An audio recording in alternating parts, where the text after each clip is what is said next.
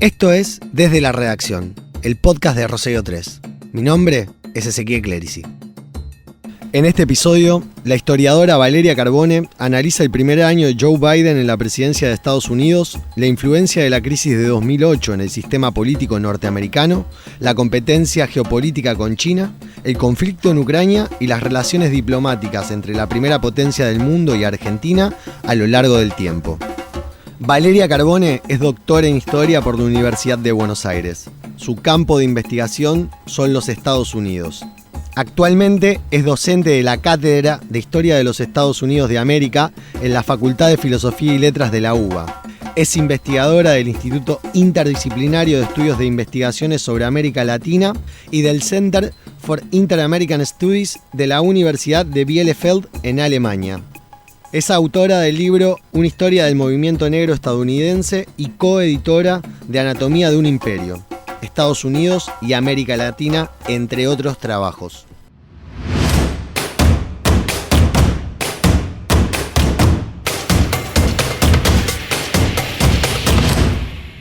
Fue un primer año bastante complicado para Biden, no solamente por el contexto en el que asumió, como vos marcás, las elecciones del 2020 fueron muy complicadas desde lo político, pero también desde lo contextual, ¿no? La pandemia, la crisis económica, él con una agenda legislativa o una propuesta de agenda legislativa, si ganaba las elecciones, muy también marcada por las cuestiones sociales, no solamente la cuestión de la salud, sino también marcada por todo el proceso de movilización social que se vivió en el 2020 con la movilización del movimiento Black Lives Matter y todas las movilizaciones asociadas con eso, por lo que su agenda legislativa venía desde una propuesta muy socioeconómica de reactivar la economía, reactivar el empleo, reducir los niveles de inseguridad. Y bueno, lo que nos encontramos un año después es que con un Congreso que si bien él técnicamente tiene la mayoría, porque tiene la mayoría en la Cámara Baja y una suerte de empate técnico en el Senado, la realidad es que viene costando que él apruebe su plan legislativo, la aprobación de leyes, incluso la aprobación de cargos para puestos claves del gobierno, desde embajadores hasta miembros del gabinete, viene muy retrasada, porque muchas de estas leyes requieren no una mayoría simple en el Senado, sino una mayoría del 60%, y bueno, la realidad es que los republicanos vienen haciéndole una suerte de boicot a la agenda social y económica que propone Biden, que propone un aumento presupuestario en sectores claves de la economía, pero también viene demorada porque su propio partido, particularmente el senador Joe Manchin, le está, podríamos decir, boicoteando la legislación en este sentido. Entonces, las negociaciones son muy fuertes. Si bien se aprobó, por ejemplo, el tan mentado plan de infraestructura, se aprobó por $1 billón menos de lo que pedía la administración. Entonces, la realidad es que si bien se están aprobando cosas, pareciera que el ritmo de la política lo lleva la oposición, más que el partido oficialista. Así que bueno, me parece que el balance es que esto nos demuestra que en Estados Unidos, a nivel doméstico, el rol del poder ejecutivo está muy reglamentado por el Congreso, y el plan de la administración, que era tratar de aprobar la mayor cantidad de leyes durante los primeros 2 años de mandato, antes de las elecciones de medio término, que justamente son a fin de año, viene un poco lento. ¿De dónde crees que vienen estas resistencias internas? Mira, me parece que es más una cuestión partidaria y de ideología política que la figura en sí. Barack Obama encontró estos mismos impedimentos políticos cuando era presidente. Con respecto a lo que vos decís, me parece que la cuestión central tiene que ver con el rol del Estado y el aumento del presupuesto o del gasto fiscal, pero yo siempre hago esta salvedad, siempre hago este pero, que las reticencias, ya sean intrapartidarias o provenientes del partido opositor, tienen que ver con el aumento de gastos en ciertos sectores de la economía. ¿Por qué? ¿Por qué digo esto? Porque las propuestas de aumento del presupuesto, por ejemplo, en infraestructura o en salud o en educación, son muy resistidas por los sectores más conservadores desde el punto de vista económico, Pero cuando se pide un aumento presupuestario, por ejemplo, para el sector defensa, es aprobado inmediatamente, como pasó ahora en este contexto de guerra con Ucrania, en el cual se pidió un aumento del presupuesto para el sector defensa y fue aprobado sin ningún tipo de oposición de ningún partido. Entonces me parece que no es tanto el tema del gasto, sino a dónde ese gasto es dirigido. Puede ser una interpretación que aquel gasto que sea expansivo hacia los sectores más afectados de la sociedad, tanto por diferencias raciales, cuestiones económicas, tiene como mayor resistencia porque eso tocaría un statu quo económico que trae el país desde hace más de 40 años y que el complejo militar industrial sigue siendo, digamos, preponderante siempre a la hora de expandir de expandir más que de reducir el gasto. Sí, está como esta ideología que se generó mucho con el proceso que también se dio con la Segunda Guerra Mundial, ¿no? De que el sector defensa y el complejo militar industrial actúan como una suerte de motor de la economía. La realidad es que, bueno, incluso hasta Joe Biden se ha visto en la necesidad de reconocer esto. Detrás de esto se encuentra esta famosa teoría del derrame, de que, bueno, de que si los sectores de mayor acumulación de capital acumulan capital, van a derramar esa riqueza hacia abajo con la generación de empleo. Y la realidad es que eso no ha pasado. Hasta el presidente norteamericano se vio en la necesidad de reconocer que esa teoría no se ve en la práctica, pero también está esta cuestión de que el gasto en defensa, en el sector defensa, beneficia directamente a los contratistas militares, digamos. En este caso el Estado es un cliente, además. Entonces, en ese sentido, hay muchísimo dinero que se inyecta en ese sector, que es muy concentrado y muy reducido, porque tiene que ver con la producción tecnológica de armamento y de tecnología pensada en términos de defensa, que luego, ya sea pensada en términos de enemigo externo o de enemigo interno, se sigue desarrollando para desarrollar estrategias de defensa a nivel doméstico, pero que en el mismo sentido también el Estado es cliente, porque ¿quién es el que consume esto? Digamos, estas mismas producciones. Entonces, en ese sentido, nuevamente, me parece que no es tanto la cuestión del aumento del gasto, sino quienes, entre comillas, se benefician de ese aumento de gasto del Estado, que son los grandes grupos económicos relacionados con el complejo militar industrial. ¿Cómo son los mecanismos de acuerdo para o sacar leyes en el Congreso o llevar adelante determinadas políticas públicas de forma federal? El tema de las negociaciones a nivel entre los partidos en las comisiones para la sanción de leyes es enorme en los Estados Unidos. Siempre se apunta a lograr, esto es como una especie de ideal de la política norteamericana, que es presentar los proyectos como si fuesen bipartidistas. Después cuando uno lee noticias y te das cuenta de que lograr el voto de 2 miembros del partido opositor no es bipartidismo, pero bueno, claro. ¿No? Porque tenés 435 diputados y 100 senadores y dos senadores que se pasan para el otro bando, eso no es bipartidismo, pero bueno, claro. Lograr el punto medio, lograr la negociación para que las leyes sean aprobadas es una cuestión clave de la lógica del Congreso y también del Poder Ejecutivo. Eso, de hecho, en los partidos en el Congreso hay 2 figuras que se dedican a gestionar votos, que son los whip. Cualquiera que haya visto por ahí una serie de política norteamericana para los más House of Cards, por ponerlo. De West Wing o House of Cards, ve que el rol del whip es bastante importante, que es la persona que se encarga de ver qué votos tenemos, dónde están esos votos, a quién hay que convencer y qué hay que ofrecerle a esa persona para convencerla de que vote con nuestro partido o con nuestro proyecto.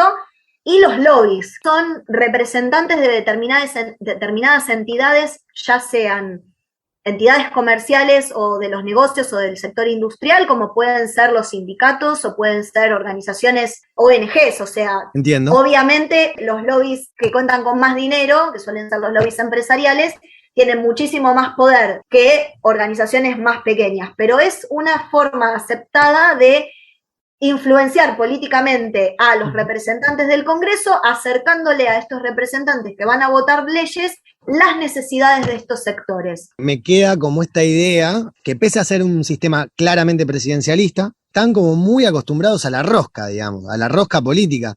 y lo toman como una forma de generar esos consensos que obviamente a veces se deben dar, otras veces no, se deben matar, pero como que acá todavía nos falta entender esa, como la negociación como buena palabra, a eso me refiero. Digo, después podemos analizar para qué lado va cada decisión, ¿no? En el caso de Estados Unidos en particular, No, lo que vos decís me parece importante porque sí, es la lógica del consenso, lograr el consenso político y como dejar la noción de conflicto está en los márgenes y ellos se mueven en lo que quieren promover como la lógica de que la política norteamericana se mueve en el centro, claro, se mueve en el espacio del consenso. Después, si ese centro está más corrido a la derecha o más corrido a la izquierda, si querés, podemos discutirlo extensamente. Pero sí, la lógica del consenso es lo que, por lo menos desde la Segunda Guerra Mundial en adelante, es una lógica bastante presente y también es parte del discurso político, de la retórica política, ¿no? Que un partido tenga la mayoría y apruebe leyes solamente con votos de su partido es mal visto en Estados Unidos. La idea del partidismo es una idea mal vista. ¿le das alguna relevancia, como en su momento ha dicho Steve Bannon, que fue uno de los principales asesores del expresidente Trump, que la crisis de 2008, la crisis financiera de 2008 tuvo un particular efecto de rechazo a las políticas de Obama, sobre todo, digamos, lo que fue el salvataje al sector financiero? Mira, Obama en su último libro, que es una suerte de biografía particular sobre su ascenso al poder y refiere a la crisis de 2008 como un parteaguas en la política norteamericana. Y él también menciona que reflexiona sobre las grandes críticas que él recibió tanto de la derecha como de la izquierda en los Estados Unidos al salvataje a Wall Street. Y él obviamente explica las lógicas de ese salvataje, ¿no? Más allá de que uno esté de acuerdo con eso o no, él hace como una visión de lo que salvar o no salvar a Wall Street iba a implicar no solamente en la economía norteamericana, sino a nivel mundial, porque la crisis de Wall Street fue un cimbronazo no solamente para los Estados Unidos, en una economía tan interconectada como ya teníamos en ese momento. ¿El salvataje fue polémico? Totalmente. Lo que pasa que esa crítica, a mi criterio, venga de uno de los promotores del programa de reducción de impuestos a las grandes fortunas más grande Totalmente. que se vivió en 40 años, me parece que es un uso retórico de la lógica más que otra cosa. Yo te lo preguntaba más porque en lo que iba a términos decir del es que Bannon en efecto. ese momento hubiese sido uno de los que hubiese pedido salvar a Wall Street. Claro, sí, por ser parte también, ¿no?, de esa elite, digamos. Totalmente. Donald Trump lo mismo, es un hombre que por más que se lo haya, que esto también es una cosa muy curiosa de cómo construir un candidato, hablar de Donald Trump como una persona que viene por fuera del establishment, cuando es un personaje que transitó el establishment desde los años de su padre, a mí me parece curioso. Pero entonces, eso ¿cómo crees que se logró construir? Me parece que en Estados Unidos se ve una cosa muy particular que tiene que ver con esta idea del self-made man, ¿no? El hombre que se hace a sí mismo, el individualismo y el rol del empresariado, perdón, el rol del empresariado en la economía. Hay una percepción muy diferente en la Argentina de la que hay en Estados Unidos. Eso complejiza un montón de cosas, ¿no? A nivel de los trabajadores y también a nivel de la gran política. A mí lo que dije antes no era necesariamente una defensa de los argumentos de Obama ni nada por el estilo, sino que como que lo planteaba desde un lugar que explica más la lógica política, la racionalidad de la lógica política a veces de los procesos socioeconómicos en otros países. También es cómo vos armás ese discurso, digamos. Plantearlo de esa manera implica que la culpa es de Obama, que no nos sacó de la crisis, en vez de cuestionar cuál es la política que nos llevó a la crisis. ¿Se entiende? O sea, en ese sentido vos estás culpando a la persona que no te sacó del quilombo porque no tomó una decisión por ahí errada en vez de decir, che, pero ¿cuáles fueron las políticas que nos metieron en este despelote? Y la falta de control de Wall Street. Y la liberalización de las políticas y la falta de control del sector financiero y que era el laissez-faire, por decirlo de alguna manera. es una dinámica que se repite, ¿no? Que es como que, bueno, votamos a los demócratas para que nos saquen de la crisis en la que nos metieron los republicanos, y después votamos a los republicanos porque no nos gustan las soluciones de los demócratas, y así es un círculo del que no se puede salir. Y que es por ahí lo que viene pasando. Me da miedo que sea a veces tan parecido a la Argentina esa lógica. Claro, y lo que vos te encontrás es lo que yo postulo que viene pasando en la Argentina hace mucho tiempo, es que la gente no está votando partidos, sino que está sacando del poder a los que están en ese momento. Es como, claro, sacamos a este, y bueno, y también después con eso está relacionado el problema de la representatividad, ¿no? Que creo que es una pregunta que Estados Unidos se tiene que hacer. Estados Unidos es amante del bipartidismo, pero hay que preguntarse si 2 partidos representan a más de 330 millones de habitantes. Me parece que uno que interpretó eso de buena manera y nos da el pie para meternos en la cuestión más de geopolítica fue Trump, que pese a cierto discurso beligerante hacia afuera, no fue ni por asomo un presidente guerrero como sí lo fue Obama, donde no tuvo esa caracterización hacia el exterior, y hay una caracterización de Obama como de el bueno del primer presidente negro, por ejemplo, y fue el que implementó, digamos, el programa de drones más ambicioso y amplio de Estados Unidos y que se utilizó en el Teatro de Operaciones de Oriente Medio. Sí, en ese sentido creo que hay algunos aspectos o temas en los cuales el bipartidismo en los Estados Unidos es incuestionado. Uno de ellos es que Estados Unidos es una de las potencias mundiales y que hay que resguardar ese lugar. O sea, me parece que todos los presidentes son militaristas, algunos son más belicistas que otros, pero todos son militaristas. En política exterior, en algunas cuestiones hay una continuidad que no se cuestiona, eso es una. O sea, Obama continuó con su rol de comandante en jefe en los escenarios que se habían gestado durante el gobierno de Bush. El retiro de las tropas de Afganistán lo plantearon Obama, Trump y Biden. O sea, no es que es nuevo, sino que hay cosas que se van gestando de diferente manera. Obama tuvo una presencia militar en Siria muy fuerte y una de las primeras acciones militares del gobierno de Trump también fue en Siria. Entonces, me parece que ahí no veo yo ciertas diferencias. Sí hubo algunas cuestiones, por ejemplo, a mí lo que me parece es que, nuevamente, puede resultar reduccionista, pero creo que es como una forma de exponerlo, que no cambió la relación con los enemigos de Estados Unidos, no enemigos entre comillas, sino que lo que cambió con Trump fue la relación con los aliados. A ver. Esa para mí es la principal distinción. Profundizamos un poco en eso.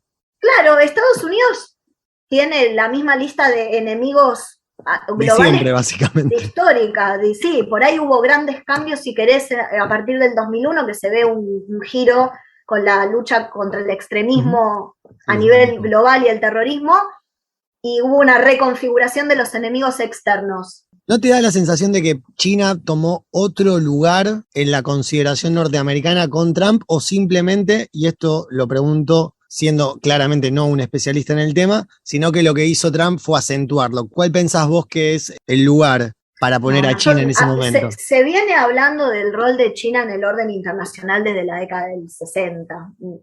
¿No? ¿Pero como amenaza o como competidor? Sí, antes Bien. Se lo llamaba el gigante dormido, después el gigante se estaba despertando, pero el gigante siempre está ahí, digamos, y hay que cuidarse de ese gigante.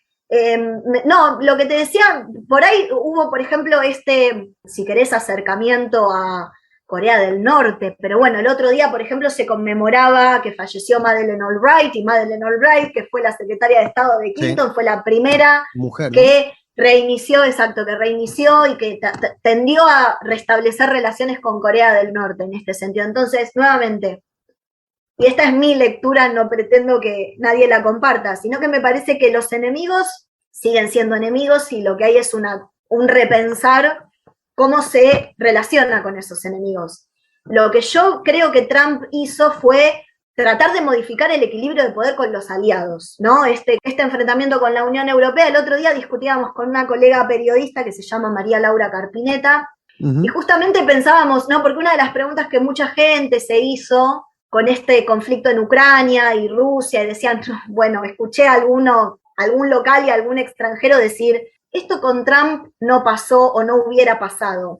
Y yo le recuerdo a la gente que dice eso que Trump había amenazado con abandonar la OTAN. Entonces yo me pregunto si de ganar una elección, tal vez no había alguien que estaba esperando que Trump hiciera esta movida, como se había ido del acuerdo de cambio climático y como venía amenazando de retirarse de diferentes acuerdos internacionales, si no habría ahí alguno agazapado esperando que Estados Unidos se retire de la OTAN, y estábamos en un escenario por ahí similar al que estamos ahora, pero con un Estados Unidos retirado de la mesa de negociaciones, ¿no? Es una cosa que me pregunto, porque lo que también, no sé, me pasó también cuando, y nuevamente esto no es una defensa ni una acusación de nadie, ¿no? Pero Biden tuvo que lidiar con esta catastrófica retirada de los Estados Unidos de Afganistán, pero fue en cumplimiento de un acuerdo firmado por Trump.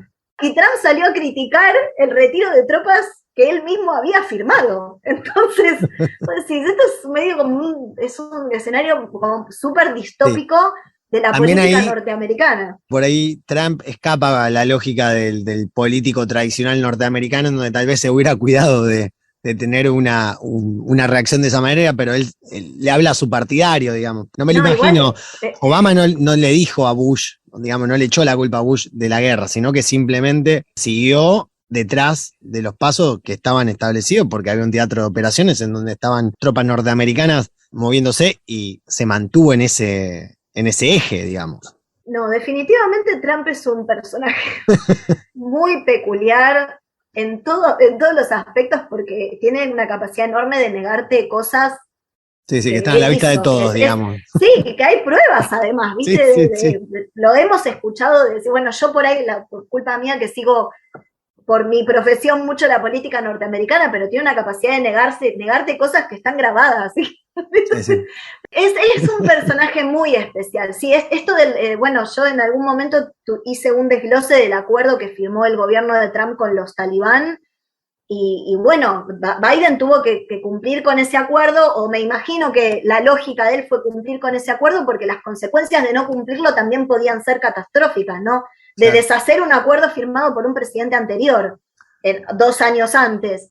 ¿Qué visión tiene hoy Estados Unidos de China respecto a cómo se está parando a nivel global en discusiones importantes? Llámese la guerra en Ucrania, que después también me gustaría preguntarte sobre eso en particular, por cómo Biden viene expresándose al respecto, pero no me quisiera ir a ese tema sin antes como profundizar un poco más de cómo Estados Unidos está viendo a China, qué miedos son los que tienen los norteamericanos respecto a su expansión hacia Latinoamérica, hacia el Océano Índico.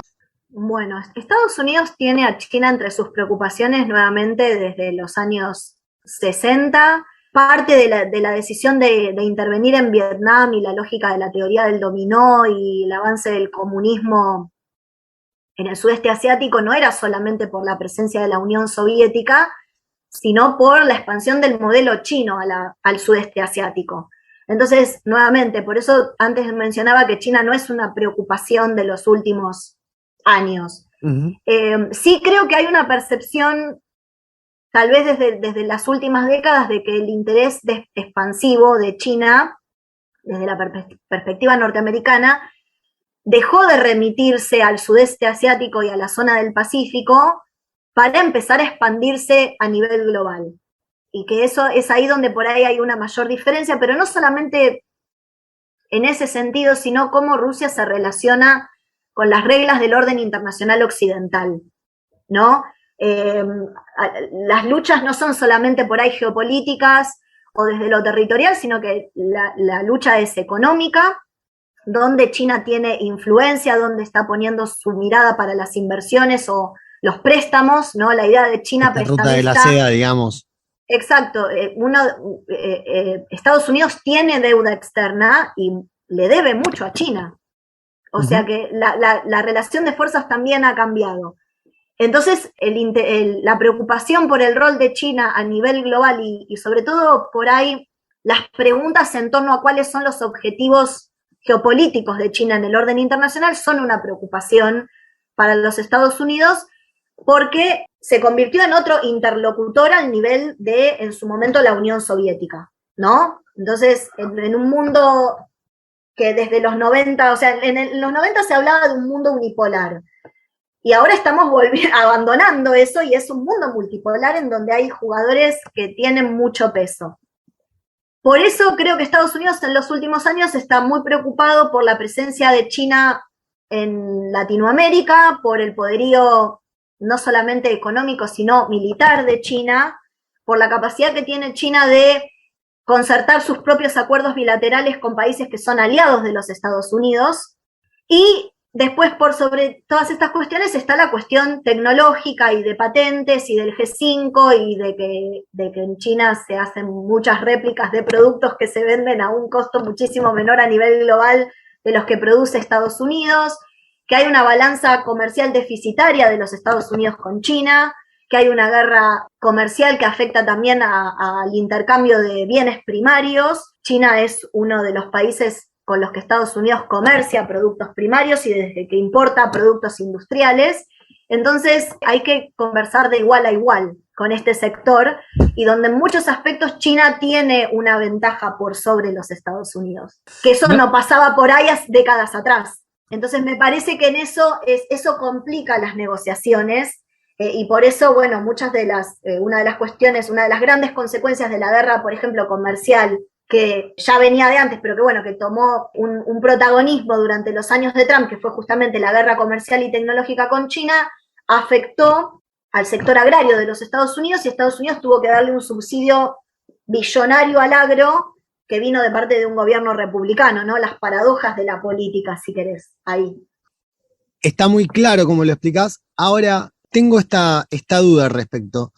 China es lo que es, producto de su población y sus condiciones económicas, en donde para el desarrollo de capital son extremadamente favorables y para el trabajador desfavorables, o también es lo que es gracias a cierta lógica de la economía global que además estableció el propio Estados Unidos, digamos, y que hoy también ha ido en detrimento de su propia industria a nivel nacional. Visto desde un punto de vista procesal y de historia procesal, por ahí lo que vos apuntás es un poco a este tema de la crisis del capitalismo y si podemos hablar de una crisis hegemónica de los Estados Unidos y cómo se produce esto. Y la realidad es que desde la década del 70 en adelante la economía mundial, el capitalismo internacional ha cambiado.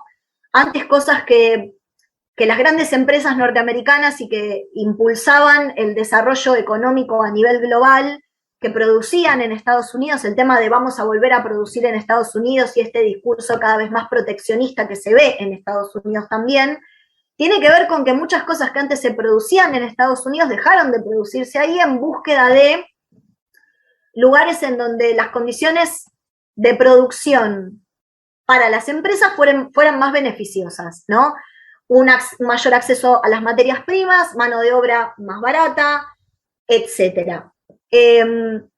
Entonces, eso lo que hizo fue que empresas que antes eran nacionales con proyección internacional se convirtieran en empresas multinacionales, en donde la producción también cambió. Vos tenés una empresa que produce o tiene su casa matriz en los Estados Unidos y por ahí produce ciertas partes en Brasil, ensambla en la Argentina, empaqueta en China, ¿me entendés? O sea, la economía cambió. Hay un autor muy interesante que se llama Richard Barnett que dice que en una época, sobre todo después de la Segunda Guerra Mundial, había una conexión muy fuerte entre la identidad empresarial norteamericana y la política exterior, ¿no? Que iban atadas porque las empresas eran estadounidenses, entonces una podía avanzar conjuntamente con la otra. Ahora las empresas pueden tener una identificación con cierto país, pero, no sé, Apple es una empresa que produce también en China. Entonces... Sí, la composición accionaria también a veces produce que por más que sea de un determinado país, tenga accionistas multiculturales de distintas partes del mundo, digamos, ¿no? No, y sí, o antes, por ejemplo, no sé, una empresa automotriz norteamericana importaba materia prima de Sudáfrica y producía en los Estados Unidos. Ahora, bueno, existe una casa matriz directamente en Sudáfrica, no es necesario el costo de transportar esos materiales a otro país para producir. Y eso tiene consecuencias económicas, tiene consecuencias laborales, porque bueno, el trabajador norteamericano ya no trabaja, porque trabaja el trabajador sudafricano. Entonces, todo eso complejiza las relaciones de la economía a nivel global. Y bueno, eso hizo que Estados Unidos, que las empresas norteamericanas en busca de aumentar Ganancias, no solamente sus ganancias, su rentabilidad, transformasen también esta lógica económica. Pero también tiene que ver con algo que es que Estados Unidos durante muchísimos años se concentró su producción económica y su demanda económica en el complejo militar industrial. Ahí era donde más se producía y donde más se incentivaba la economía, y después pasó a ser el sector financiero ya en los 90. La guerra o el conflicto, digamos, como un motor económico para los norteamericanos en general. No, pero claro, y si vos incentivas determinados sectores de la economía y otros quedan descuidados, entonces vos tenés que empezar a, como pasa con cualquier país, a importar aquello que dejaste de producir. Sí, es muy claro. No sé, el ejemplo más claro es el deterioro de la producción en la industria automovilística en los Estados Unidos, que viene de la década del 70, y que Estados Unidos tuvo que empezar a importar, por una cuestión de demanda, más autos de los que producían localmente. Y empezó a importar de Alemania, que había ya recuperado su economía después de la guerra, de Japón, y bueno, si es más económico importar que producir localmente por todas las cuestiones que discutíamos antes, y bueno, esas economías empiezan a deteriorarse y los que tienen el capital se van a donde la rentabilidad sea mayor. El tema es cómo vos solucionás eso y por dónde recortás. Valeria, ahora me gustaría preguntarte sobre la cuestión de Ucrania y llevarte a este lugar. Hay un sector de los analistas que ponen el foco o una parte importante de la responsabilidad, cierto discurso que tuvo Biden en la previa a la invasión, en donde asentó las bases como para no dejarle otra opción a Rusia más que invadir. Y después hay otra visión en donde dicen que esto no tiene absolutamente nada que ver y que lo que hizo Rusia simplemente responde, digamos, a una visión que tiene Rusia sobre Ucrania en particular, pero sobre Occidente en general. No, a ver, nuevamente, yo no creo en las cuestiones monocausales, sí, por decirlo de alguna manera. Me parece el binarismo, que es una el binarismo que yo te propongo. Exacto. Yo me muevo en los grises. Me parece que hay cuestiones socioculturales, históricas, que hacen a este conflicto en particular.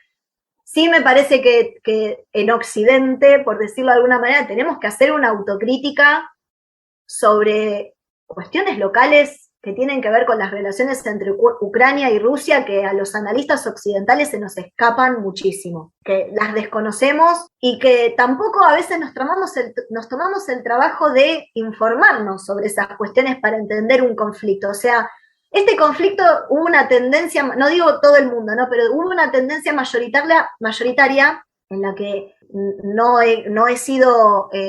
me excluyo en eso, de explicar este escenario como una cuestión entre Rusia y los Estados Unidos en la cual Ucrania era una suerte de actor secundario o un escenario donde se estaban peleando, ¿no? Volver a la lógica, un estado proxy, digamos. Claro, volver a la lógica de la Guerra Fría, de las guerras de baja intensidad, ¿viste? Bueno, estos se están peleando en este lugar y en realidad es un conflicto entre estos dos grandes y Ucrania es el actor de reparto. En ese sentido, incluso no se ha escapado las comparaciones a lo que pasó entre Rusia y Estados Unidos durante la crisis de los misiles, con las diferencias del caso, pero te quiero decir, no tratar esa cuestión de esa manera, como un conflicto entre grandes poderes en donde... Sí, que es la lógica de la Guerra Fría, digamos. Un poco sí, me parece que lo tratamos un poco así. Me parece también que en las últimas semanas eso se fue abandonando un poco, en donde más concentrando, bueno, a ver, porque también, bueno, Zelensky ha adquirido un rol más protagónico en ser muy vocal, en sentirse poco apoyado no solamente por Estados Unidos, sino por Occidente, por la OTAN, que en definitiva la OTAN es el eje de todo este conflicto en un punto, no digo que sea el único, pero en un punto hay una relación con la decisión de un país de unirse o no a una alianza de defensa, pero también hay cuestiones que tienen que ver con lo doméstico. Otra vez voy a referirme a Laura Carpineta, que hace unas semanas escribió un artículo sobre, bueno, qué es lo que pasa a nivel doméstico en Ucrania, que pueden llegar un poco a explicar esto, qué pasa con con los grupos nacionalistas, qué pasa con los grupos separatistas, qué pasa con el oficialismo, qué pasa con la oposición, qué pasa con la política exterior ucraniana, ¿no?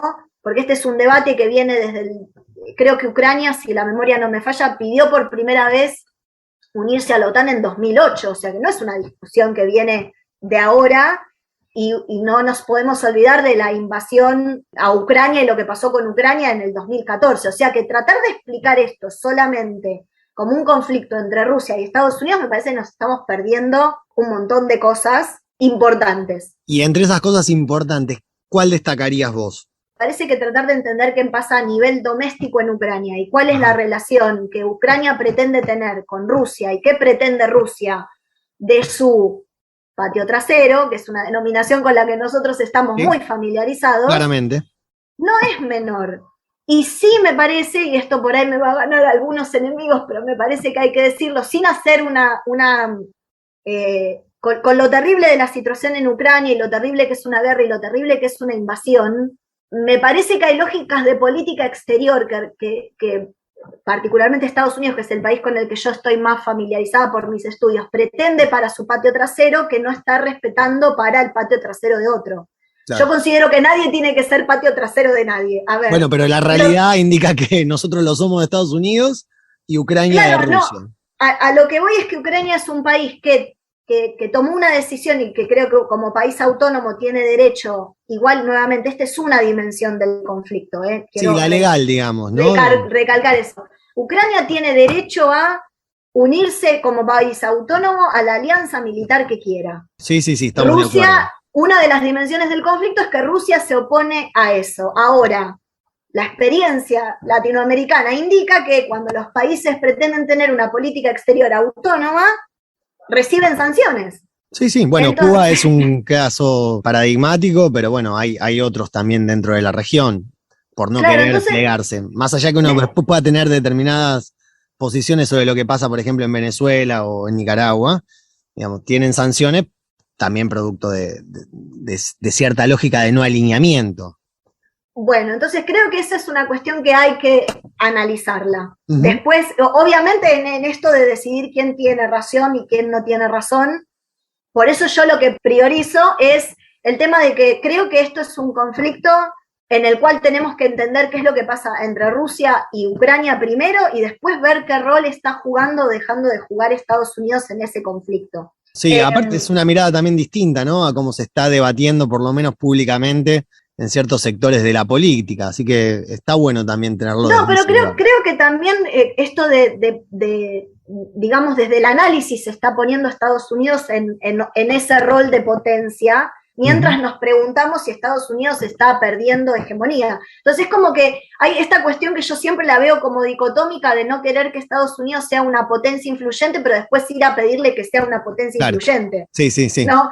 Nos movemos en esa cosa muy paradójica, que no queremos que Estados Unidos intervenga en los conflictos, pero ahora queremos que intervenga en este. Entonces, a mí me resulta paradójico porque escucho esta cosa, este reclamo de ciertos sectores belicistas también, de que Estados Unidos tiene que intervenir para poner fin a este conflicto, y bueno, pero analicemos las consecuencias de que Estados Unidos intervenga más en este conflicto. La posibilidad cierta de una guerra nuclear, básicamente. ¿Qué es lo que puede pasar y qué pasa con los países que nos alineamos con uno o con el otro en eso? También otra de las cosas que me llamaba poderosamente la atención es toda la gente que deterministamente, si es una palabra, decía esto no va a pasar. Y el gobierno norteamericano, desde octubre, noviembre del año pasado, viene diciendo que este era un escenario muy creíble. Y hasta el mismo Zelensky, yo recuerdo no hace mucho tiempo atrás, cuando Biden salió a prender las alarmas y decir, bueno, que iba a cerrar su embajada en Kiev y que la iba a mover a Liev o al revés, no, está bien lo que acabo de decir, y enviar a sus diplomáticos a Polonia, Zelensky le salió a decir, no, bueno, pará, no exageremos. Y también al mismo tiempo era como que, bueno, ¿cuál era el interlocutor en ese momento? ¿Era Estados Unidos? ¿Era Biden? Era Zelensky, era Macron, porque Macron también adquirió un rol en un año electoral, no olvidemos, un rol muy importante en este conflicto. Él quería que Francia fuese el interlocutor válido de Rusia, reflotando un acuerdo. Pero ahí recordame algo, Valeria, ¿eso fue previo Sí. a que se inicien las acciones bélicas de Rusia en Ucrania o es posterior? Porque posterior lo tengo como muy claro de que Macron quiso intervenir. No lo tengo tan claro previamente a la invasión rusa en territorio ucraniano. Sí, cuando las cosas se caldearon bastante en Europa del Este, Macron salió a reflotar un acuerdo entre partes. Nuevamente, ahora no me acuerdo el nombre del acuerdo, pero esto en el año 2014, después de lo que sucedió en Crimea, en donde Macron actuó como una especie de, no de árbitro, pero sí sentarlos a la mesa de negociaciones después del día de, creo que el formato de Normandía se llama, me parece, esta forma de acuerdo, y tratar de reflotarlo para, bueno, también posicionar a la Unión Europea desde otro lugar en la mesa de negociaciones, ¿no? Que no, creo que Macron dijo algo así, estoy parafraseando, que la Unión Europea tuviese un rol un poco más autónomo de los Estados Unidos, porque Macron sugirió que la retórica de los Estados Unidos era un poco más inflexible de la que ellos pretendían, porque bueno, tenían el conflicto ahí nomás. Y nuevamente me remito a las cuestiones más domésticas de Ucrania, que me parece que en Occidente necesitamos darle otro lugar, porque pienso, ¿no?, que el detonante de la invasión fue que dos provincias prorrusas, autonomistas y nacionalistas, declararon su independencia. Eso ya parece que hubiese quedado en el arcón de los recuerdos, pero fue el detonante de la invasión. La defensa de estas dos provincias que se habían independizado y por lo menos desde la retórica política le piden ayuda a Rusia para defenderse. Y que ya estaban en conflicto, digamos, con Ucrania, digamos, ahí había un frente de batalla ya abierto de que no se hablaba, pero que estaba constantemente generando escaramuzas.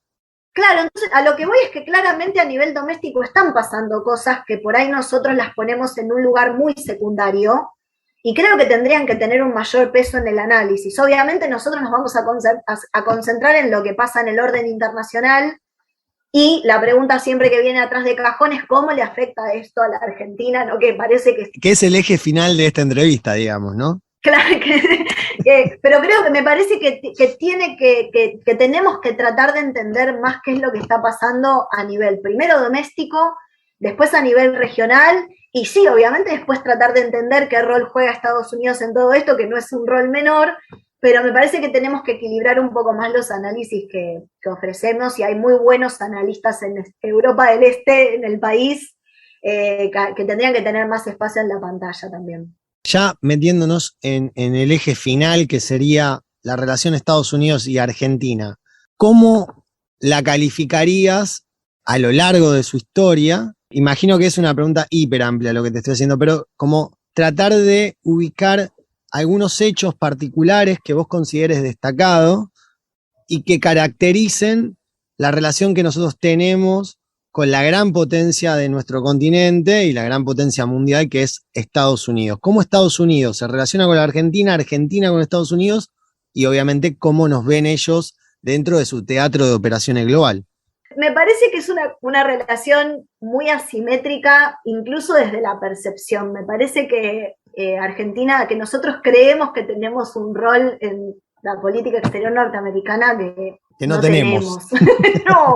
No, desde lo económico, desde lo político. A nivel regional. Hasta desde lo regional. Nosotros no somos una gran preocupación de los Estados Unidos, no representamos un mercado ni de importación ni de exportación muy grande de Estados Unidos. Desde lo político somos un país más de Sudamérica, en donde Brasil tiene un lugar tal vez más prioritario que nosotros por cuestiones casi de obvias. Política de dimensiones.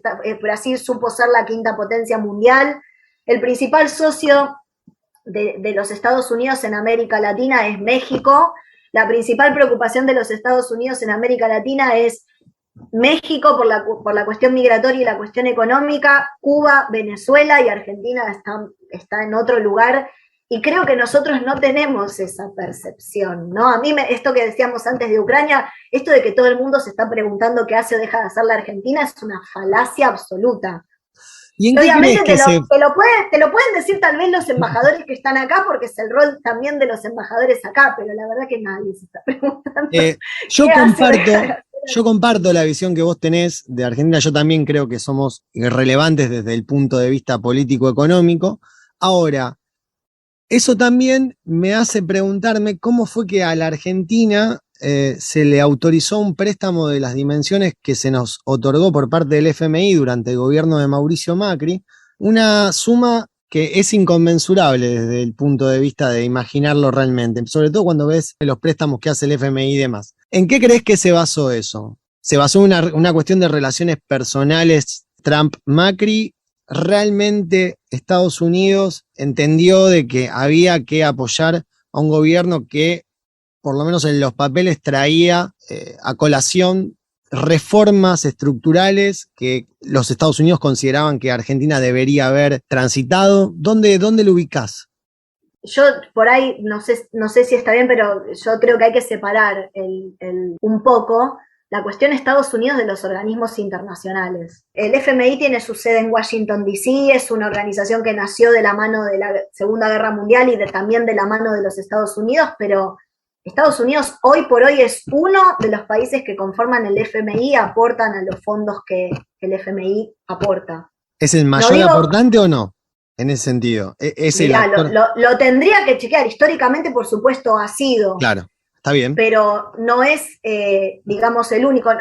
Otra vez, no con eso no estoy tratando de lavar el rol de los Estados Unidos, ni mucho menos, pero hoy por hoy se negocia con el FMI, no con Estados Unidos solamente. Claro. De hecho, creo haber leído en algún lugar, se me están escapando las fuentes, pero que uno de los representantes norteamericanos en el FMI no estaba de acuerdo con esas condiciones tan incuestionadamente como se podría creer. Uh-huh. Ahora, ¿cuáles fueron las condiciones contextuales que el FMI aprobara ese acuerdo? No es una cosa que yo siento que te pueda responder, porque tampoco conozco en detalle la letra chica de ese acuerdo. Sí me parece importante cómo el FMI salió a referirse a ese acuerdo después, que este acuerdo fue enormemente beneficioso para la Argentina y básicamente Argentina la cagó. Dicho en francés, ¿no? Entonces... O sea, te dimos un montón de dinero y vos lo arruinaste. No, es que acá se habló de que el FMI había hecho una autocrítica. Eso no fue así. Responsabilizaron al gobierno argentino de lo que sucedió con ese acuerdo tan beneficioso para el país. Sí, al gobierno de Mauricio Macri, tal cual. Exacto, o sea, no es que hubo una autocrítica del FMI sobre las condiciones de ese acuerdo. Entonces, me parece que eso también hace por cómo se está hablando sobre el acuerdo actual. Y si las condiciones son beneficiosas para la Argentina, no son beneficiosas para la Argentina, cuándo se tardó en el acuerdo, y si lo van a aprobar, y si no lo van a aprobar. O sea, me parece que uno también tiene que ver la historia que tiene la Argentina con los acuerdos con el FMI, y que también Argentina tiene una historia de cesación de pagos. Nosotros en el 2001, esta es una cosa que la he hablado en su momento con algunos economistas, Argentina en el 2001 no solamente cesó los pagos, sino que básicamente se salió del orden financiero internacional. Y eso no deja de ser un antecedente. ¿Vos qué haces? Sí, eso está muy claro. Con países que directamente no pagan. Creo que tiene que ver con mirar los acuerdos en una cuestión más de largo plazo que también tan cortoplacista, en el sentido de que si Argentina acuerda también términos tan laxos, estos acuerdos laxos son renegociables in eternum, y los intereses también son in eternum. Uh-huh. Y entonces nosotros generamos esta dinámica de endeudarnos para pagar la deuda. Y de eso alguien se beneficia, porque también tenemos una historia de bonistas que nos llevan a tribunales norteamericanos, internacionales, que sacan sentencias a favor de ellos, y Argentina, por no pagar en término, aumenta. O sea, es un círculo financiero. Sí, catastrófico. catastrófico. Y bueno, entonces lo que hay que preguntarse, me parece, es quién se beneficia a la corta y a la larga, que tal vez estos acuerdos tan laxos son susceptibles de ser revisados en función de los cambios políticos también de la Argentina, y que esta lógica de renegociaciones constante lo único que hacen es endeudarnos más, porque es lo que ha demostrado la historia. O sea, no estoy haciendo proyecciones a futuro, sino que me baso en lo que pasa, ¿no? de hoy hacia atrás. Teniendo en cuenta este panorama que vos acabás de describir, de que en algún momento Argentina pueda tener una relación, no te digo simétrica porque no va a ser posible, pero menos desfavorable, teniendo en cuenta sus potencialidades a la hora de pensar en minería, pensar en no convencionales, en el litio. ¿Crees que eso le permita mejorar sus relaciones comerciales con países como Estados Unidos? Ay, esa es una pregunta muy compleja para mí de responder, y te explico por qué. Porque para mí hay dinámicas políticas internas que hacen imposibles cambios estructurales, y no me refiero necesariamente a cuestiones que tengan que ver con lo laboral. Para mí los derechos adquiridos son derechos adquiridos y no se tocan. No pienso desde lo laboral, pienso en cómo cambiar la estructura económica de la Argentina desde lo productivo. Te pongo un ejemplo y nuevamente es más una pregunta que otra cosa. Cuando se habló de todo este proyecto de la extracción o la exploración petrolera en Mar del Plata, esto fue hace poco. Sí, durante el verano. Durante el verano, ¿no? Y se habla de los beneficios, cómo perjudicar las cuestiones ecológicas, que también son cambio climático, todo súper recontra importante. Entonces, el proyecto, no. Bueno, vamos a la ganadería, ¿no? Porque las cuestiones ecológicas hay que cambiar la forma de... Bueno, no, tampoco. Monocultivo, no, el problema. Entonces, claro. ¿Qué vamos a hacer? ¿Qué vamos a vender, básicamente? ¿Qué vamos a producir, viste? Porque obviamente todo, explotación minera, sí. No, el litio no, lo otro tampoco, porque claramente los proyectos en la Argentina tienen hacen agua a veces por todos lados. Pero la pregunta es entonces, ¿qué? ¿Con qué nos vamos a relacionar, básicamente? ¿Qué es lo que vamos a producir? No es una cosa que yo tenga respuestas, sino que tengo preguntas. Sí, me parece totalmente válida. Yo creo que todos los que más o menos a veces pensamos este tipo de temáticas, nos pasa un poco lo mismo, ¿no? Digamos, bueno, queremos desarrollo industrial, pero no queremos tener minería. Pero sin embargo el teléfono que vos usás está lleno de minería, ¿no? Claro, no sé. Los autos en los que te movés llevan hidrocarburos. Ojalá llevasen todos batería eléctrica. Y si llevasen batería eléctrica, también tenemos que tener minería para poder producir litio, que de hecho tenemos. No, es que por eso digo, esto es más una conversación de preguntas que nos podemos hacer que otra cosa. Pero digo, queremos ser económicamente Qatar, pero no queremos explotar petróleo. Bueno, queremos tener los beneficios, queremos vivir como Suiza, pero no queremos ser un paraíso fiscal. Bueno, dale, hagamos otra cosa. Entonces, chicos, no sé qué decirte. Es que para mí realmente es una pregunta que me parece que necesitamos hacerlos. Y la verdad es que me acuerdo del tema de la explotación de limones, ¿no? Y cómo se hizo tal cual. Bombo con la exportación de limones a los Estados Unidos, y cuando vos te fijabas era un 0,000 de la economía. Bueno, y no podemos vivir de exportar limones. No, y aparte nos peleamos salvajemente por la exportación de limones internamente, a nivel político, digamos. Claro, entonces, ya te digo, en ese sentido me parece que esto es más allá de una catarsis de qué puede pasar con la Argentina. Creo que sí, Argentina siempre tuvo, sobre todo en la época, ¿no?, de principios del siglo XX, el panamericanismo, la doctrina Drago, y que esta ilusión de que Argentina podía ser la potencia, el contrapeso en el cono sur, a los Estados Unidos en el continente. Yo creo que, no sé si fue así, realmente no lo considero, pero nosotros tenemos esta aspiración de querer ser una potencia, pero sin saber bien cómo. Valeria Carbone, muchísimas gracias por este tiempo y esta conversación que hemos tenido. Muchas gracias. A vos. Producción y realización, Ezequiel Clerici. Desde la redacción, es una creación de Rosario 3, Grupo Televisión Litoral. Gracias por tu atención.